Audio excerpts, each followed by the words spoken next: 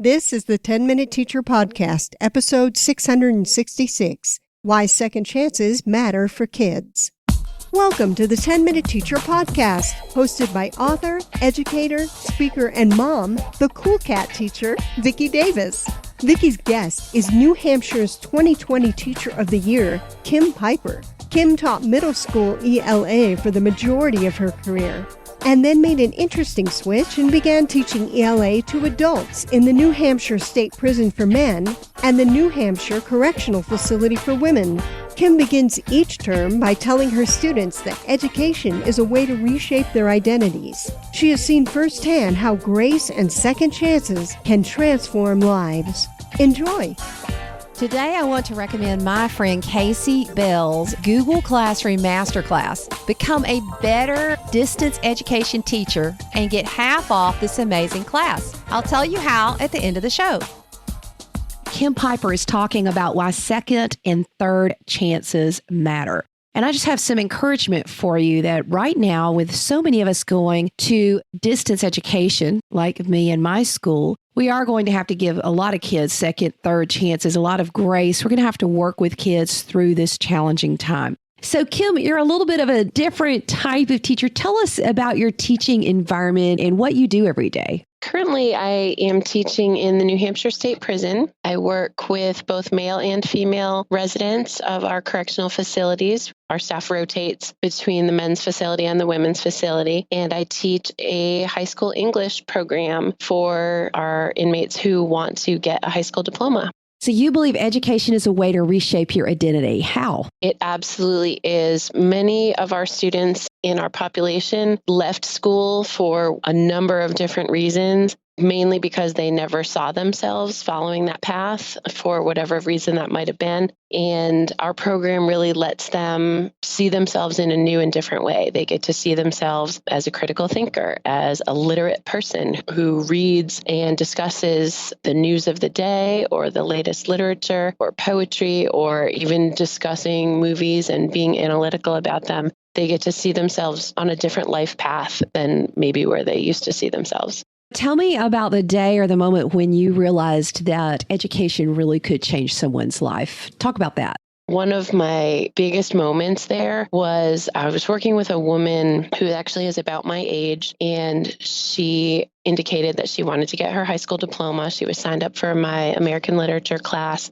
And I was talking with all of my students. I always ask them, why are you here? What are you looking to get out of it? And she said, I am doing this for my daughter. She had a daughter who was about to graduate high school, but was thinking about dropping out. And she promised her daughter that she would get her diploma, and that if she did it, then her daughter also had to stay in school and get her diploma. And it was just so powerful because she said, I am being the mom that I want to be now. I'm setting an example for my child instead of the other way around. And that's powerful because by teaching her mom, you also helped the daughter, didn't you? We sure did. And we were able to share the graduation ceremony with her through a video. And then she sent in pictures of her graduation, and we just celebrated everybody, which was fantastic. You know, what I love is when I meet teachers who passionately pursue excellence with many of the kids and the adults who others have forgotten. When you have a debate in your head about the meaning of what your work is, what does that debate sound like? It's not much of a debate. The meaning to me is all about changing the story, changing the narrative for anybody who slipped through the cracks or had gaps in their education prior to coming into our facility, and helping them realize that we can fill that in, and it's never too late. It's never too late. It's never too late. That's the mantra.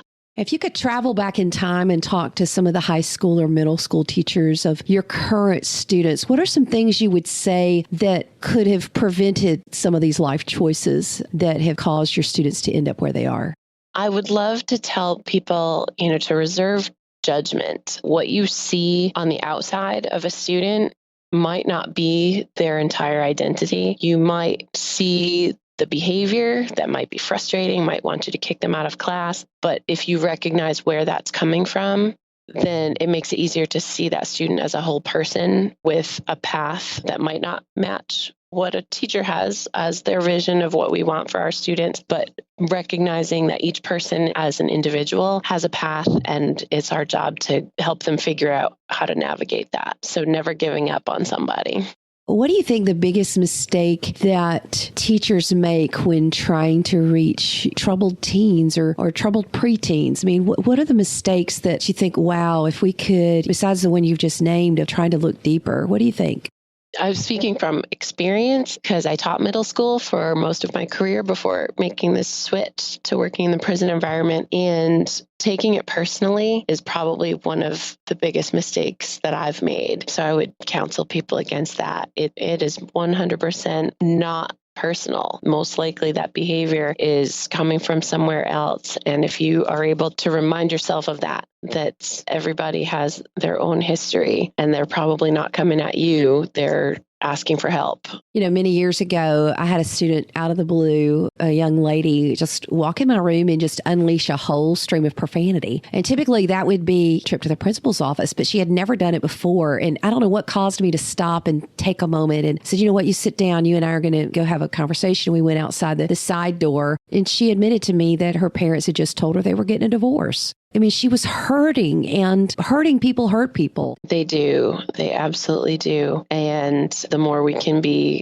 compassionate with each other, the more opportunities we have to rescue those situations.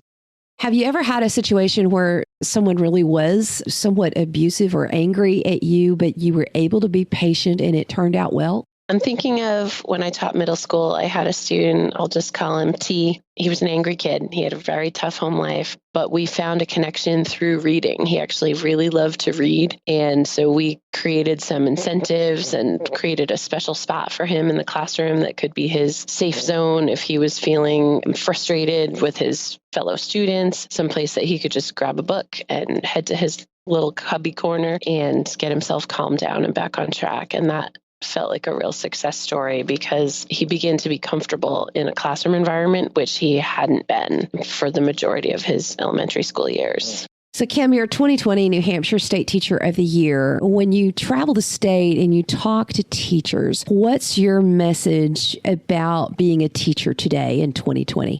My message is that it's all about second chances, that the timelines that we set forth, whether it's a testing schedule or grade level expectations, people don't always meet their goals on the first try. That goes for students and it also goes for teachers. So everybody is worthy of that second chance or the third chance or the fourth chance. And it's really important to support one another as teachers so that we never give up on anybody. I have to ask you this, though. When students let you down, as it happens, when you're hurt, when you're wounded, when you're disappointed, what is the self-talk in your head that helps you come back to try to teach another day? Wow, that's a tough one. I think remembering that everybody's had those hurts, everybody feels those wounds from time to time, teachers included. And I guess look at it as somewhat of a family, just as you wouldn't give up on a member of your family. If you get in an argument or things don't go well, you might need a little space and a little time to yourselves, but each day is a fresh day to go back and start again. And demonstrating that to students has been a work that I've been focusing on, mainly because a lot of my students come from places where if somebody's mad at you, that's the end of the story and you don't get a chance to fix it. So modeling that empathy, modeling the fact that I, as the teacher, can apologize for my words that might have been hurtful or my mistakes, and showing them that, yeah, it's okay. You can apologize, you can make amends, and you can move on. Let's say you have some students listening now. What's your message that you just hope your students hear and understand? I hope they hear that education is more than just a path to a job. It's a path to being a complete and full citizen. It's the way that you become empathetic and aware and a critical thinker about the world around you, and it helps connect you with the world around you. Oh, I love that. So Kim Piper, 2020 New Hampshire State Teacher of the Year. Keep speaking out, Kim. Keep encouraging second, third, and fourth chances, and help all of us remember why we're in this profession. We're not in this profession because it's easy. We're in this profession because it truly matters and it makes a difference. Thanks, Kim. My friend Casey Bell writes this Shake Up Learning blog. Casey is who I turn to when I need to train my teachers on Google Classroom and the Level 1 Google Classroom Teacher Certification Training. Right now, Casey is offering her Google Classroom Masterclass at half off. That's a great deal, especially now. If you're in the middle of distance learning or upping your Google Classroom ability, go to googleclassroomcourse.com and use the coupon code HOMELEARNING to get 50% off and take advantage of that great price. So sign up now for Casey's Google Classroom Masterclass. If you need training for your entire school like I did, check out a G Suite training for schools.com. Tell her Vicki Davis, the Cool Cat Teacher, sent you. Casey rocks, and I think she'll help you become a better distance learning teacher now. Thanks for sponsoring the show, Casey.